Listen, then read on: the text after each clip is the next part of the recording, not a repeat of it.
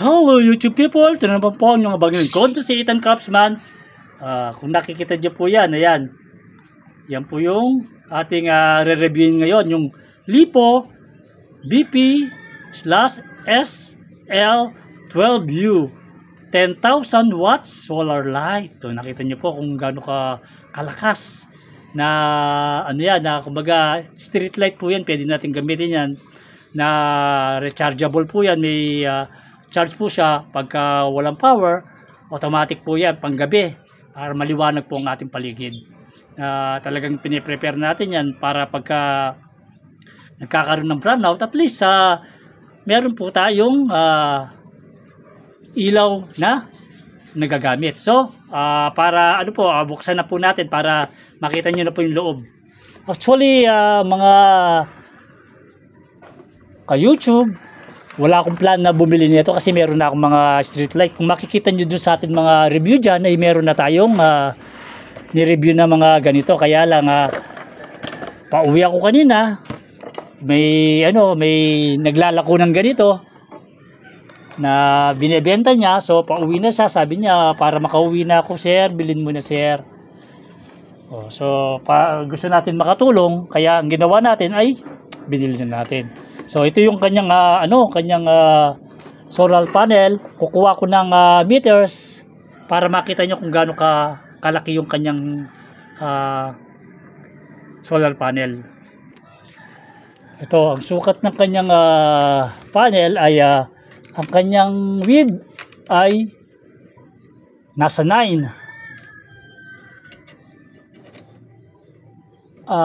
inches, more 19 inches, basta almost 9.5 ang kanyang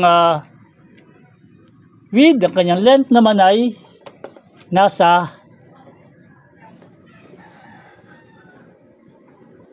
35 cm kung centimeter gagamit natin, pero kung inches siya, malapit na siya sa 14, pero 35 cm. So yun ang sukat ng kanyang solar panel. Mamaya yung mismong lights ang ating titignan. So lalagay muna natin dito para hindi nakaharang. So ngayon ito yung bracket bracket po ito nung solar panel natin. So kukunin natin sa loob yung ito yung ilaw itself. Nakita niyo yan. So ang kasama niya ay may kasama siya ito, yung tox na nilalagay sa mismong pader kung saan nyo i-attach. Ayan magdi-drill kayo, then ito yung pinaka connectors nyo. Tapos ito naman yung sa solar panel.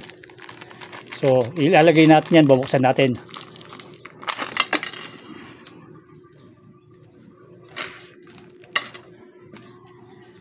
Bahuli natin ang camera natin para makita nyo yung yung visibility ay okay.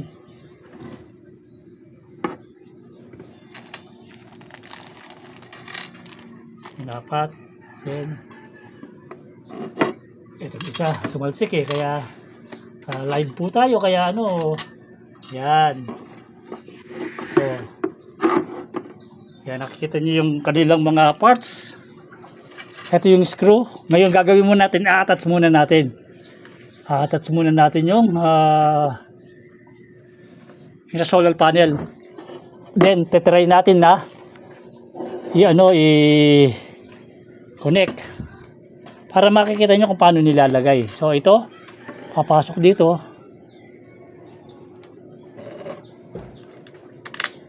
Natin kasi kumbaga sa first time na mapapasukan niya yan, kaya medyo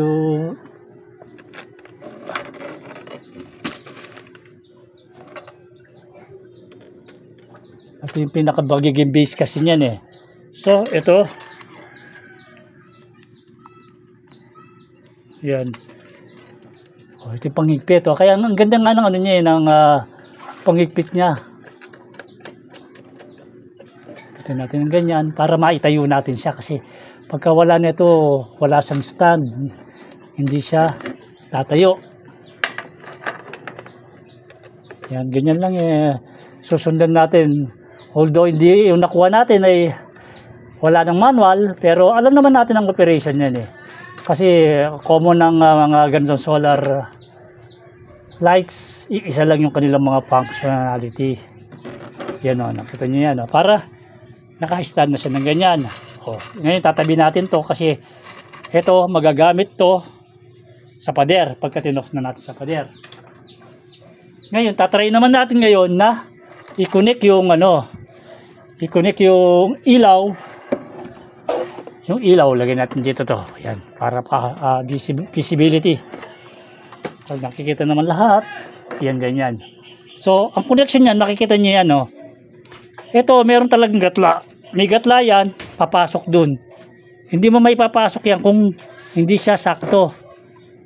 Papasok yan, no? Nakita niyo, oh. So, ano nakita natin? Umilaw lahat, plus yun, nagbiblink. It means yung nagbiblink na yun yung solar panel natin, dahil connected na siya. Na ito install natin yan doon sa kung saan tinatamaan ng araw. Oh. 10,000 watts. Imagine niyo gaano kalakas ang 10,000 watts. So, ito yung kanyang remote, may battery yan, nilagay ko na yung battery. Kasi nung nabili natin doon sa tinesting natin yan. Siyempre, lahat ng mga binibili natin na aside from masasabi natin na online, siyempre, ina-unbox natin dito, tinatanggal natin yung kanilang plastic. Pero pagka bumili tayo sa labas, okay, sa mall or anything na store, sigurado yan, di ba? Na pati-testing natin. Kaya yun ang kagandahan pag nakabili tayo sa tao o kaya sa store. Na napapatesting na nakikita kagad natin yung binili natin. Not like pagka bumibili tayo ng online, so parang gamble. Nakikipag-gamble tayo if panalo ba o talo. Kaya nga itong channel ni Ethan Craftsman, ginagawa kong nire-review natin yung mga ganyan na produktong na order sa online para nagkakaroon kayo ng idea if panalo ba o talo. So, try natin na itong mga niya, auto. Ito pagka pinundot mo itong auto to, automatic yan. Pagka nawalan ng dumilim, sisindi yan. Sisindi yung ilaw na yan. So, ito yung auto, yun ang yun ang purpose niyan. So, mayroong timer. May 3 hours, 5 hours, and 8 hours. Ito naman, yung dalawang ito yung lakas tsaka hina. Dito sa baba, hina. Hina yan. Sa taas, lakas. Ngayon, on and off. Alam niya natin on and off. Pagka on and off, on. Ayan. Ngayon, try natin. Tingnan mo yung yung pindutin natin yung taas. Ito, yung ilalakasan natin ilaw. So nakita nyo kung gaano siya ka-bright dahil 10,000 10,000 watts siya. Kung gaano siya kaliwanag, mamaya makikita natin yan pagdilim. Dito matetesting ko kasi balak ko ilalagay ko dito sa may aking garahe kung saan yung aking mga aquarium, siya ang pinaka-ilaw natin dito. So nakita nyo kung gaano siya kaliwanag at saka pagkababawasan natin, yan nakikita nyo unti-unti hanggang sa yan ang pinakamahina. Yan ang pinakamahina niya. Pero yan palakas. So, pinakamahina yan. Pero pagkagabi ay malakas na rin yan. Kahit na Ngayon, ang titignan lang natin dito, masasabi natin ang panalo itong Bipo. Kasi siya, may brand siya Bipo. Not like yung mga ibang nakikita kong ganito sa online.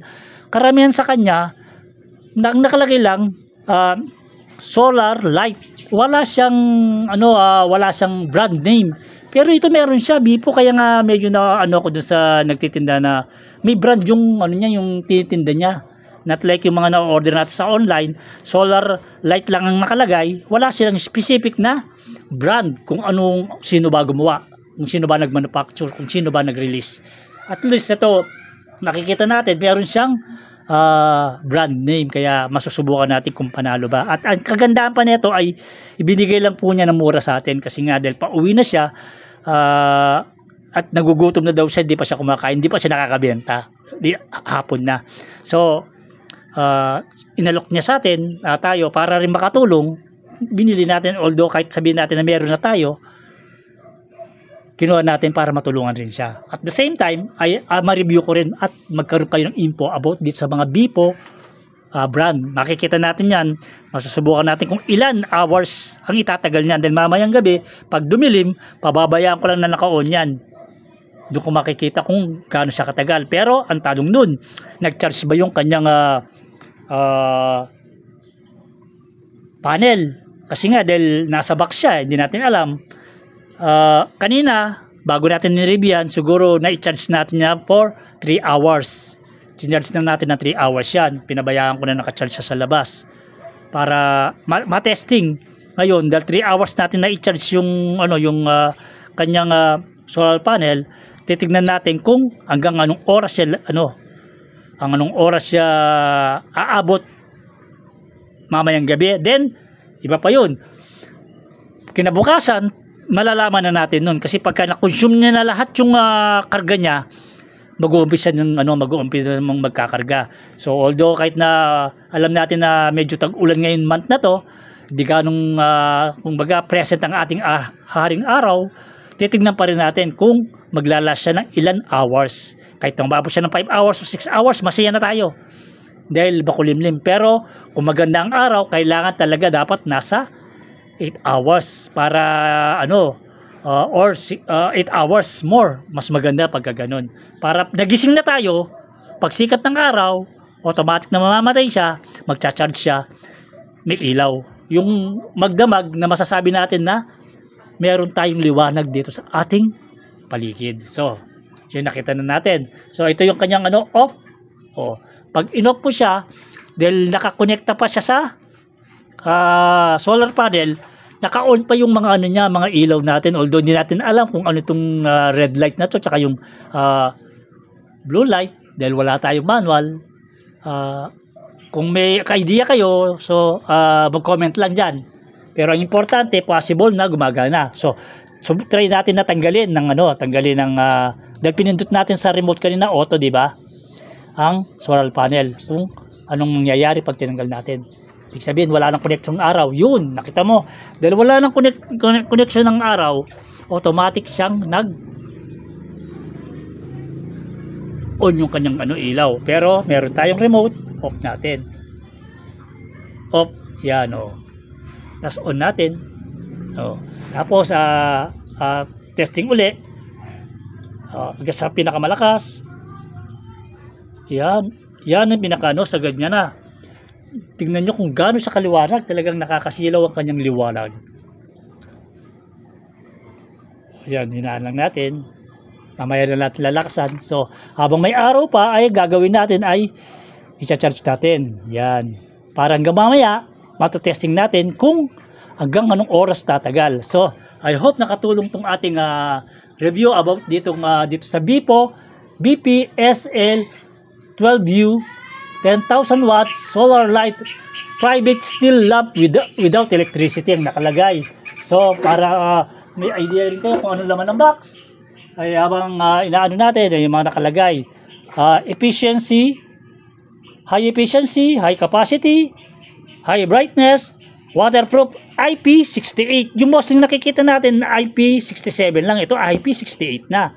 Ayan timer switch, wireless remote, intelligence light control, ayan, 100% green energy solar power, green energy, isipin mo yan. Ayan yung parameter niya, power, 10,000 watts, color temperature, 6,500K, number of LED, 132 pala yung number of LED, yan, ito, lightning time, ito yung pinaka-importante hinahanap natin dyan 10 hours to 12 hours.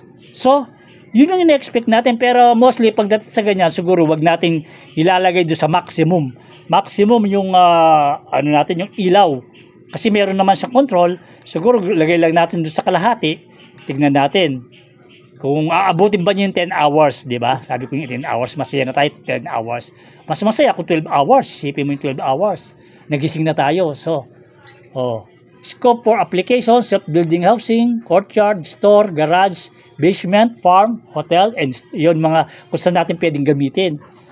So, yung mga nakalagay sa box. So, solar battery charging, zero charge, easy installation without wire, the LED, the green and energy saving, high quality batteries, long service life, large capacity, prevent bust in the rain. Oh. Tingnan mo, nakita mo yan. Oh. Itong energy, ito yung pinaka-level. Oh. Nasa Asia, ibig sabihin, class Asia. So, ngayon, I hope nag-enjoy kayo sa ating unboxing review nitong BPO BP SL 12U 10,000 watts IP60 na street light na pwede nating magamit sa bahay. So, kung bago lang kayo sa ating video, don't forget to like, share, comment, and subscribe to Ethan Craftsman. Isa na naman na masayang customer na nabili ang product nito. Makikita natin kung gaano kahaba yung kanyang performance. So, lagi pong tandaan ng paalala ng inyong abang lingkod sa Ethan Craftsman. Enjoy, keep safe, and God bless.